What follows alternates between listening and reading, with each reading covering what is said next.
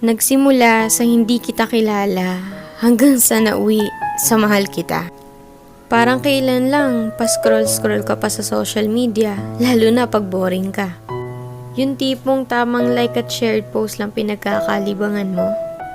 Wala ka naman sanang planong pumasok sa relasyon, pero biglang isang iglap may dumating sa buhay mo para mahalin ka. At sa hindi inaasahan, nahuhulog ka na rin sa kanya. Hanggang isang araw, yung akala mo magiging mag-isa, pero hindi pala, kasi may taong tatanggap sa'yo ng buo. Ang sarap nga naman magmahal pag mas mahal ka.